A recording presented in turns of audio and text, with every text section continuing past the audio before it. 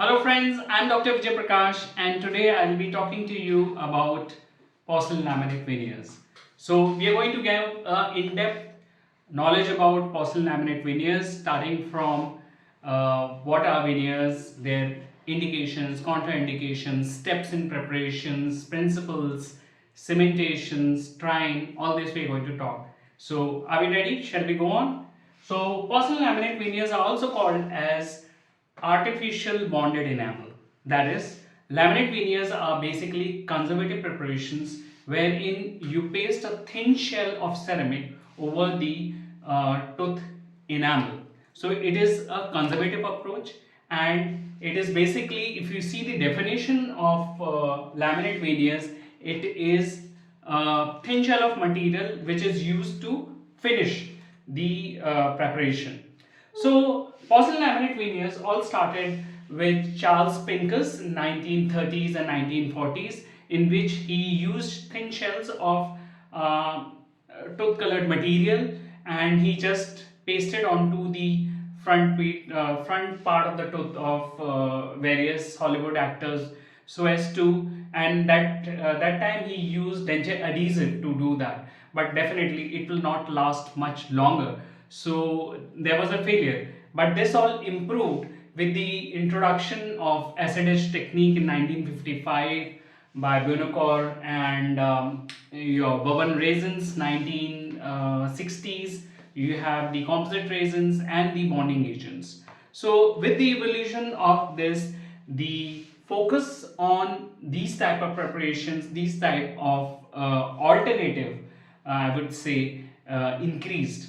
So if we see the laminate veneers, they are basically thin shell of this material, ceramic material, and over a period of time, composite resins in as early as 1970s, when composite resins were introduced, so they were pasted directly onto the discolored teeth or a fractured tooth. But the problem was staining and not that much of strength. So that is the reason, and this technique was called as bonding. That is the composite, that was a direct composite resins which was pasted onto that. So it has its own disadvantages, and also it leads to gingival inflammation, and therefore another second evolution took place wherein thin shell of preformed material was directly pasted. So that was say a customized hollow denture teeth, or a thin shell of acrylic material, or composite resin. So that was pasted onto that, and that technique was called as laminating. So you had laminating and bonding technique which were recently introduced, but again there were problems with that because it was not having proper strength. Discoloration was very big problem, and debonding of these materials were another problem, and color mismatch. So all these problems were there. So after that, porcelain laminates were introduced, because glazed porcelain will be having a good color stability, good abrasion resistance, good strength, and a very good bond. And definitely, since the preparation was totally on enamel, so it was also a minimally prepared preparation. You're not preparing too much of a tooth structure, and directly you are fabricating the laminates and directly pasting onto the prepared tooth. Like this, if you see, you have the prepared tooth, and this is a thin shell of ceramic material or glazed porcelain which is pasted onto this prepared tooth. So what are the indications of porcelain laminate veneers? Now, indications are wherein you have discoloration, you have mild form of deformation of the teeth, or say pack-shaped laterals are there. You have spacings between the teeth. You have discoloration due to say fluorosis. So in these kind of patients, you indicate laminate veneers. What are contraindications? There are a number of contraindications. One is if the patient is having a high caries index. Secondly, if the patient is having a poor oral hygiene. Thirdly, the patient is having parafunctional laminate. Very important. This is, if the patient is having parafunctional laminate, please do not attend porcelain laminate veneers, because it will go for a failure because of the obvious reasons. If the patient, again, if the patient is having a very deep bite, don't go for laminate veneers. You think of some other alternative treatment which can be given to such a patient. So these are all the contraindications. Next we have the obvious advantages. Advantages of porcelain laminate veneers. Yes, because it is totally done on the enamel, so there is a minimal tooth preparation. It is very conservative in preparation, and definitely you get a good color stability, good bonding with the tooth surface. So definitely it has its advantages. Disadvantages are technique sensitive, it is costly, and majorly which we have seen failures in porcelain laminate veneers is debonding or fracturing of the laminates. So these are the disadvantages.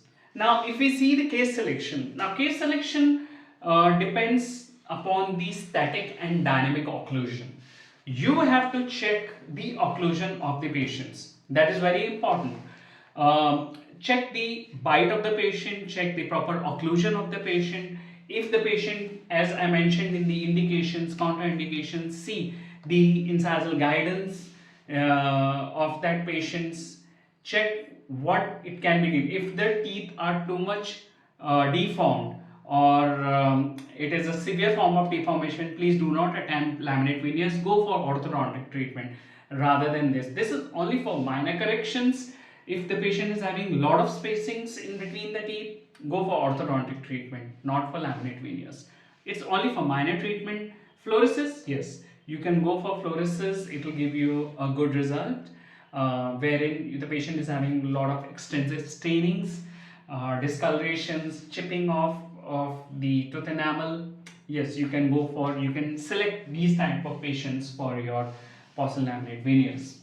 Next is tooth preparation. If we see, we have to do in steps. And what are the types of tooth preparation? This is very important. So we have three types of preparation. Majorly, if we see, this is the tooth structure. Type 1 is contact lens type of a preparation. So in this, you can also call it as a window preparation, in which you are making a laminate veneer which is not involving the incisal. So your laminate is confined till the incisal edge. This is type 1. Type 2 is wherein you are preparing the tooth surface and you are also involving the incisal edge. So this is type 2. And type 3 is a wraparound. Type 2 is basically a conventional preparation, and type 3 is a wraparound preparation, in which you are almost doing as a full coverage, like you are taking the preparation higher up and it is almost like a tooth prepared crown, that is a full veneer crown. So that these are three types of tooth preparations.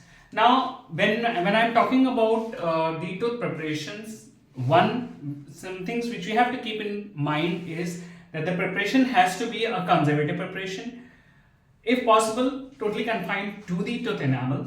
And secondly, the basic retention form for your laminate veneer is through adhesion, that is by means of adhesion only, that is through your resin cements. Now what are the steps of tooth preparation? One, that is the facial reduction, label reduction or the facial reduction. Now when we are talking about the facial reduction, one thing which you have to keep in mind is when you are doing the preparation or the thickness of the veneer is around 0.5 millimeters. So your preparation should not be, it should be between 0.3 to 0.5 millimeters, so that it stays in tooth enamel. Now when you are doing the facial reduction, that time you will be using the armamentarium, which you will be using are depth cut burrs diamond depth cutters like this. So when you are going to rotate this along the plane,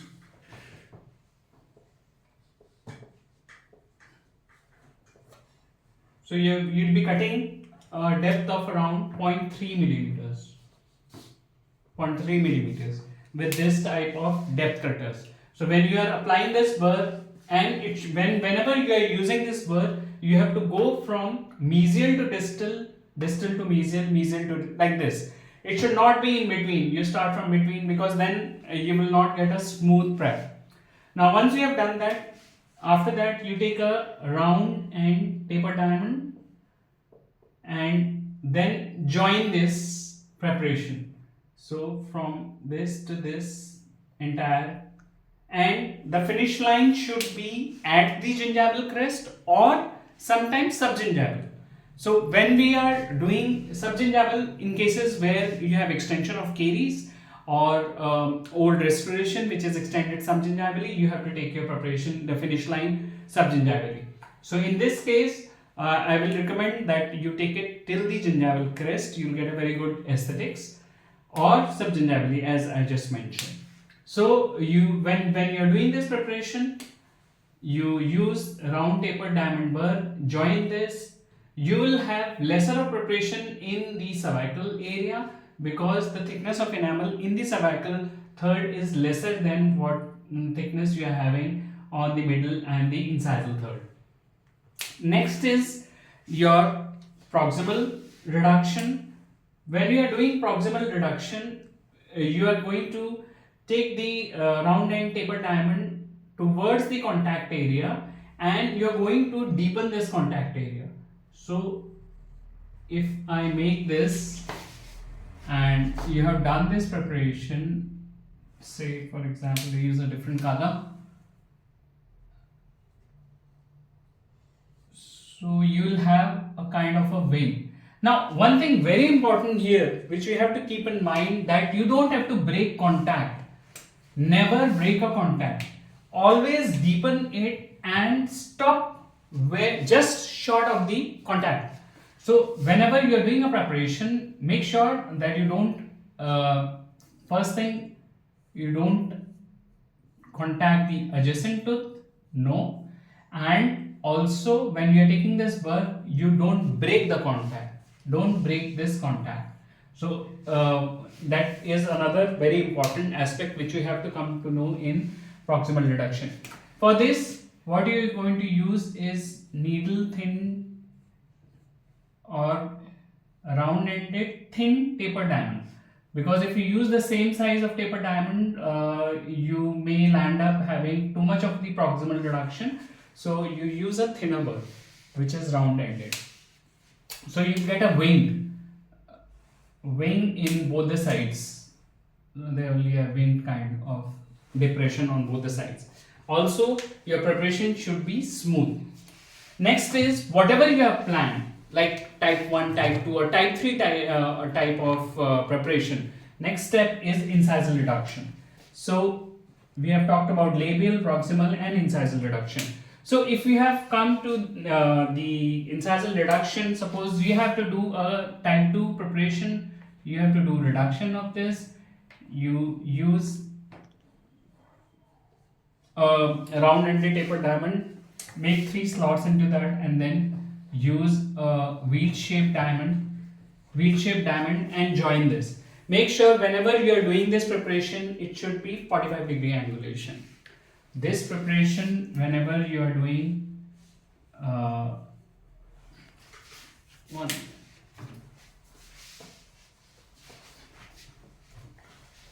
whenever you are doing this type, if you can appreciate here, this is 45-degree angulation. So your this wheel burr should be inclined that it is 45-degree angulation. If you are taking a wraparound preparation, that is, you have to extend the preparation further right up to the cingulum area. Now, one thing very important here which you have to keep in mind is that wherever your finish line goes in the lingual surface, it should be away from the central contact. Here, very important to understand, whenever you ask the patient to bite, and wherever the incisal edge, the lower teeth incisal edge meet, so your preparation, your finish line should be, if the contact is here, your finish line should be here or here. It should be at least 1 millimeter of gap between this, at least 1 millimeter between the center contact. So that is how your lingual reduction should be. So once you have done this gross preparation of your tooth preparation for the laminate veneers, you use finishing diamond burrs in order to complete the preparation. One thing which you have to keep in mind, your preparation should be smooth. There should be no sharp edges, sharp line angles. It should not be any roughness. Smoothen the restoration, because smoother the restoration, it would be better the result which you will get. Next, another important step is impressions. Now, when we are talking about impressions, there are now two techniques for taking impressions. One is you use a stock tray, or you can use a custom tray. If you have planned, you can use a custom tray also. Stock tray, you basically do a two-step impression with your silicones, additional silicones. On the first step, you take your putty material, you apply the putty material onto the tray, and if you have this, you don't have the complete tray, just the sectional tray. So you apply the putty material onto this tray, make an impression. Once you have made the impression, after that, before that, when you are making the impression, apply a cellophane sheet also, and then make an impression, because that cellophane sheet will act as a spacer. Now, once you have removed this, you remove the cellophane sheet, you will have a space all around the teeth in the putty material. After that, just inject light body and again place it onto the tooth preparation. You will get a very good impression.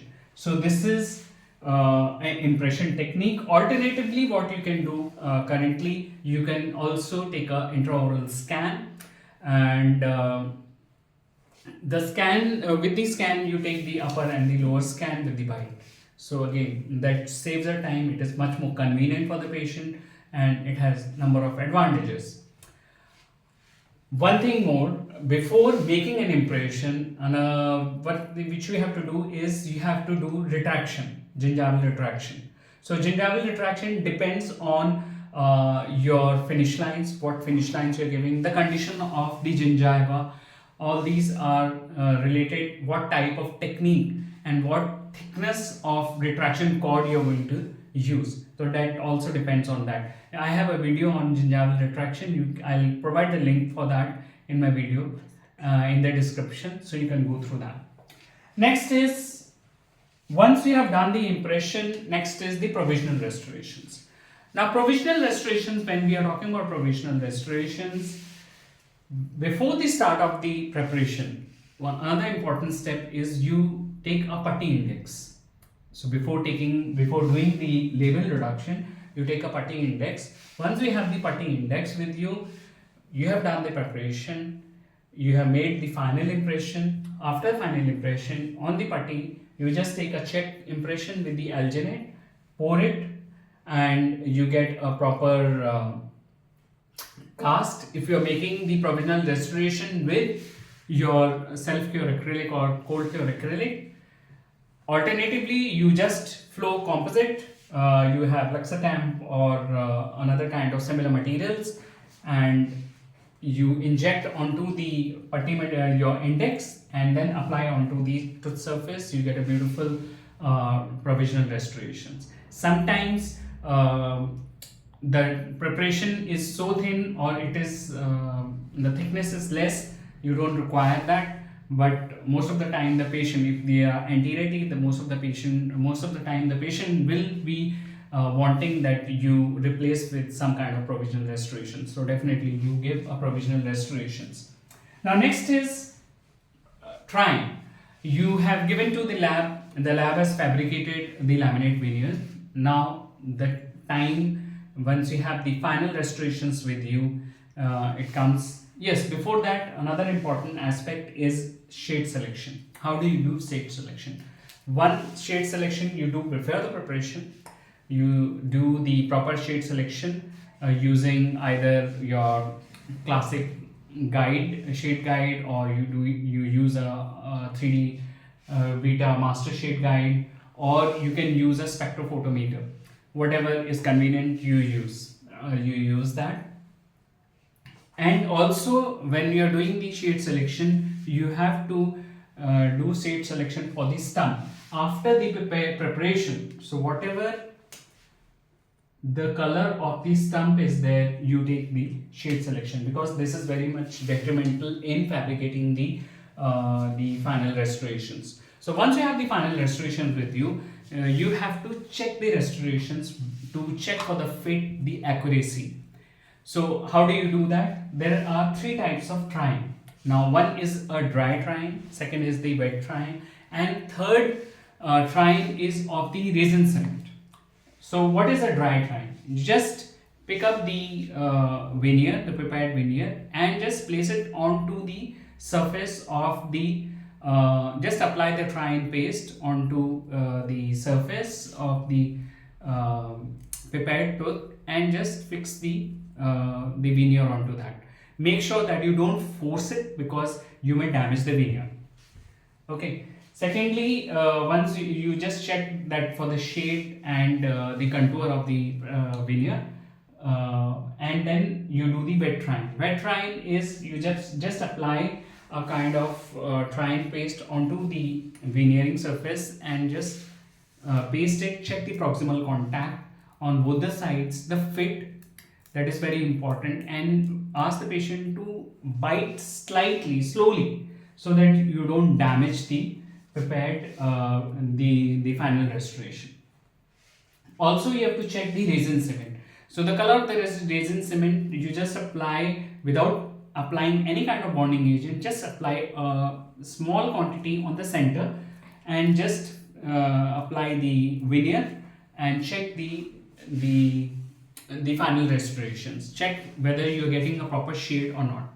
If you are not, you can always alter that and use a different shade. So this is about the trying. Next is cementation, another very important aspect when we are talking about glazed porcelain laminate veneers. So once we have the laminate veneers, we have done the proper trying, you have removed the temporaries, cleaned the area, the tooth surface. After that, what you do, you have to do some surface treatment. You apply hydrofluoric acid, 4 to 10% of hydrofluoric acid onto the internal surface of the laminate veneers. Now, application of hydrofluoric acid, that is only for 4 to 10 seconds, mind you. It should not be for more time. And application of hydrofluoric acid on the internal surface of the veneer increases the bond strength by at least 4 times in comparison where you are not applying.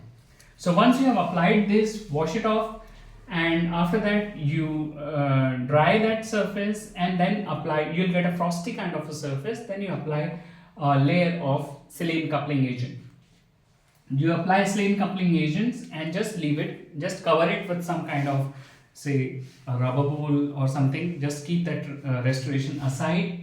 After that, your prepared tooth, you do etching of the prepared tooth, apply bonding agent, but don't cure the bonding agent. After that, what do? You mix your resin cement, pick up the final restoration and apply the resin cement onto the internal surface, and then first place the lingual aspect like this, and then you approximate the facial aspect. So you'll have excess of cement which will extrude out from these surfaces. So once you have this excess of cement, you don't remove it right now, just cure it for 1 second. So once you have the veneer in place over the prepared tooth, just cure it for 1 second. So excess, some kind of semi-solid cement flows around, and excess of cement will be there on these surfaces. that is on the edges, just remove it with a sharp instrument, but make sure that you don't injure the gingiva. And once the flash or the excess cement is removed, after that you take a light curing gun, and then cure each surface at least minimum 20 to 40 seconds. So each surface, that is the facial, the lingual, the proximal, all sides you keep curing, cure it nicely so that you have a good strength. So this is about the resin cements. You use a light cured resin cement. You can use your Relax or Calibra or whatever Everclear cements which are commonly used. Next, maintenance. Maintenance is you have to clearly give instructions to the patients that the patient does not bite on too hard objects or hard food materials, and the patient has to maintain definitely good oral prophylaxis. He has to keep, whenever the patient comes to you, you do not apply the scaler tip directly onto the veneer margins, so that will again go for damaging of that. Secondly, use of hard abrasives, that should be avoided, and also, as I told you, excess of force, because that may lead to chipping off of the veneer. Before sending off the patient with these instructions, before sending off the patient, make sure that you have checked the occlusion properly. There should not be any parafunctional, the premature contact onto the restoration, because any premature contact will lead to fracture or debonding of the ceramic veneers. I hope you must have liked the video on porcelain laminate veneers. Thank you for watching the video. Take care. Goodbye.